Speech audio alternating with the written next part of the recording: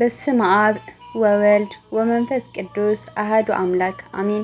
ሰላም እግዚአብሔር አምላክ ይብዛሕልኩም ክቡራት ናይዛ ቻናለይ ተኸታተልቲ ከመይ ኣለኹም?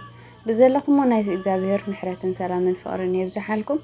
እሽምባር ንዛ ቻናል ሓደሽቲ ዝኾንኩም ሰባት ሰብስክራይብ ብምግባር ናይዛ ቻናል ቤተሰብ ኩኑ። ቤተሰብ ዝኾንኩም ድማ ነዛ ቪድዮ ብላይክ ጀምርዋ። ልማዓንቲ ድማ ኣዝዩ መሃሪ ዝኾነ መንፈሳዊ ብዛንታ يحيزلكم متيللخ كابزانتا بزح نجر لها دمهار دما تسفى قبر أبا بحقي تفعلالينا عنا ننسها زبك عفرة أفريو ماتيوس معرف سلسة فقد شومنتا حان تقوال لمجمرة جيزي نابتي ممهرة نسها ويدما نسها أبو أصغر وتقوال نبرات كل جيزي حاتيات مسرح كاب حلنا نساي قبرة كانوا نديو اتوانا تقمقنا بزوحنا حاتيات ودقات زلوا سويتي ويكا عقوال نام نسها أبا كيدا أبا كميلو سلام እግዚአብሔር ምስኦም ይኹን ኢላ መስቀል ተሳሊማ ንስሐ ክትኣቱ ናብ ንስሐ ኣባ ቀሪባ ንስሐ ክትቅበል ድማ ኸደት እቶም ንስሐ ኣባኣ ድማ ዝተምሃሩ ሰብ ናይ ሰብ ገጽ ርእዮም ዘንብውን ኣዝዮም መስተውዓልን መንፈሳውን ኣቦ እዮም ዝነበሩ ኣባኣ እውን ኣዝዮም በሊሕ ስለ ዝነበሩ ጓለይ ኣነ እውን ሓጢኣተኛ ሰብ እየ ብዙሕ ፀገም ዘለኒ ሰብ ከም ዝኾንኩ መጠን ግና እግዚአብሔር ይዋህ ርህሩህ ብንስሐ ዝመፁ ወሰባት ይቐረብ ባህሊ ኣምላኽ ስለ ዝኾነ ክምሕረና እዩ ዛጓል ይበልዋ እታ ጓል ድማ ክትጥንክር ተቢዓ ስለ ሓጢኣታ ክትነግሮም ምእታን እዮም እቶም ኣቦ ሓጢኣት ዘይሰርሑ ከም ዝሰርሑ ገይሮም መሲሎም ብትሕትና ክምህርዋ ስለ ዝደለዩ ብሓጢኣን ሙደቐ ምትሳእ ናብ ዝዓለም ዘሎ እንድዩ ብመለት ብዝግባእ ነገርዋ ማለት እዩ ንንስሐ ዘብቅዕ ፍረ ኣፍርዩ እታ ተነሳሂት ጓል ግና ካብ ንስሐ ኣባኣ ቀኑንኣ ተቐቢላ ቅሩብ ግዜ ክትፀውምን ክትፅልን ክትሰግድን ክትምፅውትን ጀመረት ራእይን ሕልምን ዘይኮነ ነገር ሃጠውቆጠው ጥራሕ ክትርኢ ስለ ዝደለየት ኩሉ ግዜ ሕልሚ ቀትሪ ይኹን ለይቲ ኣብ ዝሓለፈትሉ እዋን ሰብ ትደሊ ስለ ዝነበረት ሓደ ግዜ ናብቶም ዝኸበሩ ንስሐ ኣባኣ ትመፅእ እሞ ኣባ ኣነ ብጣዕሚ ተፀጊመ ኣለኹ ንሱ ድማ እዚ ሕልሚ ቀትሪ ለይቲ ይኹን ለይቲ ዝኾነ ሰባት ብሕልሚ እናመፁ ይረአዩን ኣለዉ ናተይ ሕልሚ ድማ ኣይስሕትን እዩ በለቶም እቶም ኣቦ ድማ ቀፀሉ ዛጓለይ እዚ ከምዚ ክኸውን ይኽእል እዩ ግና ከምዚ ዓይነት ሰባት ከምዚ ዓይነት ሓሳባት ከይትገብሪ ብፍጹም ናይ ሰይጣን መንገዲ እዩ ዛጓለይ ሕልሚ ትእመኒ በልዋ እቶም ኣቦ ጓለይ ኣብ መፅሓፈ ኢዮብ ከም ዝብል ፅሑፍ ኣሎ በልዋ ከምዚ ዝብል ፅሑፍ ኣሎ كم حلمي يورر نسونا يركبن كم رأى ليتوني يطفئ اتزرعي عين مليسا يرون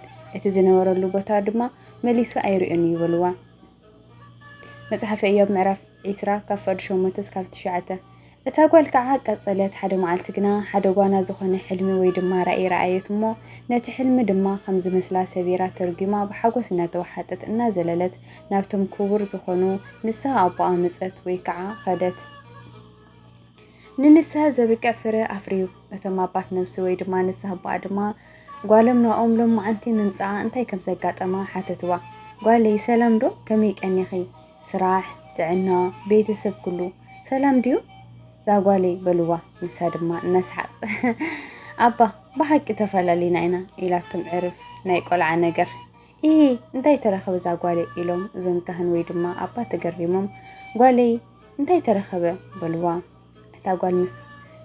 ተጓል ድማ ምስ መለሰት ድማ በቃ ተፈላለዩና ኣለና እቶም ኣቦ ዓብይ ሰብ ምሁር መንፈሳዊ ፈላስፋ ስለ ዝኾኑ እታ ጓል ገለ ፀገም ከም ዘለዋ ተረዲኦም ጓለይ ንእግዚአብሔር ኢልኺ ተዛረቢ እንታይ ኣለዎ ዛጓለይ በልዋ ብትሕትና ዝተመልኦ ኣነጋግራ እታ ጓል ድማ ቀፀለት ከም ብሓዱሽ ደጊማ ኣባ ብሓቂ ተፈላለዩና ኢና ሎማዓልቲ ዝረኣኽዎ ሕልሚ ወይ ድማ ራእይ ግሁድ ብጣዕሚ ጭብጥ ስለ ዝኾነ ንስኹም ክዛረብ ኣይትምጥኑን ኢኹን ድማ በለቶም እቶም ኣባ ድማ ግድ የለን ዛጓለይ እግዚአብሔር ምስጢሩ ይግለፀልና በልዋ እታ ጓል ድማ ቀፀለት ኣቦይ ሎሚ ዝረኣኽዎ ሕልሚ ወይ ድማ ራእይ ዝተፈለየ ነገር እዩ ንንስሐ ዘብቅዕ ፍረ ኣፍርዩ እቲ ሕልሚ ከምዚ እዩ ናይ ቤተ ክርስቲያን በዓለ ንግሲ ነበረ እሞ ኣነ ድማ መጓነፀፊያ ናይ ቤተ ክርስቲያን ናይ ክብሪ ልብሲ ተኾኖ ለቢሰ ታቦት ኣኽቢረ ኣባ ድማ ማዕጠንቲ ሒዝኩም ቀቅድሚት ትመርሑኒ ነይርኩም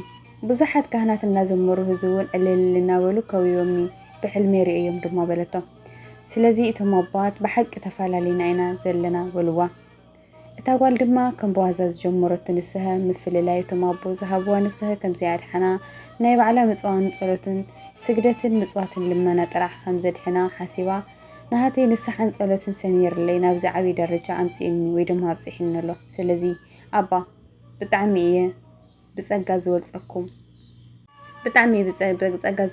እሞ ኣባ ብሓቂ ተፈላሊና ኢና ኢላ መለሰትሎም። እቶም ካህን ወይ ድማ ኣባት ነፍሲ ድማ እወ ውላደይ ብሓቅን ብግብርን ብሓንሳብን ተፈላሊና ኢና ዘለና ግና ብጣዕሚ እዩ ዝሓዝን በልዋ ብትካዜን ብሓዘንን ተዋሒጦም። እታ ጓል በለት ክሳብ ክንድዙ ድዩ እቶም ኣቦ ብጣዕሚ ሓዚነ በልዋ። እታ ጓል ድማ ኣባ በለቶም ታወት ተሰኪመ ወይ ድማ ኣኽቢረይ እኮ ዝረኣኹ ብሕልሚ እዩ በለቶም።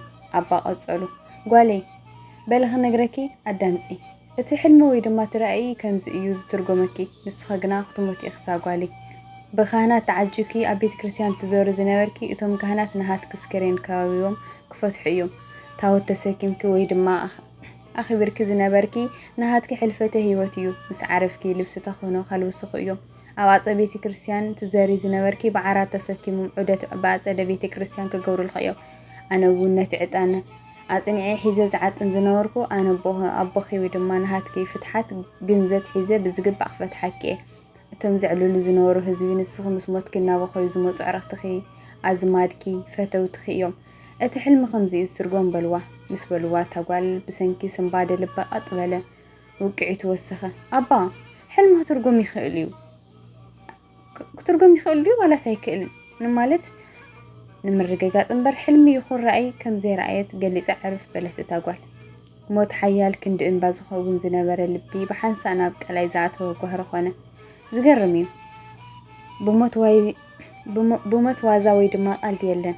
ለካ እዛ ሰበይቲ ድማ ብኣካል ታወት ዘኽብሩ ካህናት እናሃለዉ ገና ዘይተረጋገጸን ዘይተገለጸን ሕልሚ ሒዛ ታወት ብሕልማ ከም ዝተሰከመት ወይ ድማ ከም ዘኽበረት እናተመክሐት ዘይተረጋገጸ ሕልሚ ሒዛ ካብዞም ንጹህ ካህን መነኮስ ዝኾኑ ኣቦኣ ርእሳ ብትዕቢት ልዕል ኣበለት ማለት እዩ። ከምዚ ዓይነት ኣተሓሳስባ ዘለና ሰባት ብዙሓት ኢና ካባ ጀሚሩ ናይዚ ግዜ ግዳያት ተጠቃዕቲ ኢና ብሓቂ ናብ ቤተ ክርስቲያን ኪድና ስለ ዝቐደሰና ካብቶም ቀዳስያን ካህናት ንላዕሊ ንሓስብ ሰባት ብዙሓት ኢና። ኣብ ቅኔ ማህሌት ከይድና ስለ ዝቖምና ካብቶም መምሃራን ሊቃውንቲ ንላዕሊ ድጓን ጾመ ድጓን ዝማሬን መስዋዕትን ኣርያምን ክስተትን ዝፈለጥና ዝመስለና ሰባት ብጣዕሚ ብዙሓት ኢና። በስመ አብ ኢልና ምንባብ ስለ ዝጀመርና ትርጓሜያትን ናይ ኣርባዕተ ጉባኤያትን ብዝግባእ ዝፈልጥና ዝመስለና ሰባት ብዙሓት ኢና። ተንስኡ ለጸውለት ስለ ዝብልና ናይ ቅዳሴ መምሃራን ዝመስለና ብጣዕሚ ብዙሓት ኢና እሞ ኣብ መንጎ ሊቃውንቲ ቤተ ክርስቲያን ኣንሕና ዝነበረ ሓፂር ወይ ድማ ወሰን ከም ዝተባታተና ኣምሲልና ካብኦም ንምብላፅ መሲሉ ክሳብ ንሓንሳብ ብትምክሕትና ካብ ጸጋ እግዚኣብሔር ዘርሓቐና ብጣዕሚ ብዙሓት ሰባት ኢና ብሓቂ ተጎዲእና ዘለና ማለት እዩ። ንንስሐ ዘብቅዕ ፍረፍርዩ ንሓደ ክልተ መዓልቲ መድረኽ ረኺብና ስለ ዝመሃርና ስለ ዝዘመርና ሙሉእ ሂወቶም ንቤተ ክርስቲያን ዝወይፍዎ ኣቦታትና ምንቃፍ ይኹን ምግሳጽ ኣይግባእን እዩ። ብሓቂ ኣብ ልዕሊ ኣቦታትናን ኣገልገልትናን ቤተ ክርስቲያን ኣብዚ ዘለናዮ ዓለም ወይ ድማ ዘመን ከምዚ ዝበለ ዕላማ ዝገበረ ንኣፈታን ብጣዕሚ ብዙሕ እዩ። ብሓቂ ግና ኣይጠቅምን እዩ። እታ ጓል ኣንስተይትና መንፈሳዊ ኣገልግሎት ኣብ እትቐርበሉ እዋን ኩሉ ግዜ ነፍስናን ከም ንጽሕቲ ጌራ ነቶም ኣቦ ድማ ከም ሓጢኣተኛ ወይ ድማ በደለኛ ጌራ ናይ ምርኣይ ትዕቢት ኣርያትና። እታ ጓል እሞኸ ንሕና ካብኣ እንታይ ኢና ንምሃር? ኣጉል ፈለጥኩ ዝብል ሰብ ወዳቕ ምዃኑ ኣብዚ ታሪክ ተማሂርና ኣለና ኢለ ብወገነ ይሓስብ። ከም ናተይ ከምኡ ድማ ናይ ቤተ ክርስቲያን ኣቦታትና መኽባር ከም ዘለና ዝነግሩና ቃል እውን ኣብ ስራሕ እውን ክነውዕሎ ይግባአና ማለት እዩ። እቲ ዓብይ መልእኽቱ ዘሎ ማለት እዩ። ስለዚ ድማ ለዓዒሉ ዘጀመረና ኣጀሚሩ ዘፈጸመና ልዑል እግዚአብሔር ይኽበር ይመስገን ኣሚን። ወስብሐት ለእግዚአብሔር። እሽምባር ተኸታተልቲ ቻናለይ ናይ ሎም መዓንቲ እዛ እንታይ እዛ ትመስል ነይራ ማለት እዩ። ካብ እምነተ ሙላ አቡነ ልብል ናይ ፌስቡክ ገጽና የምጽየ ማለት እዩ።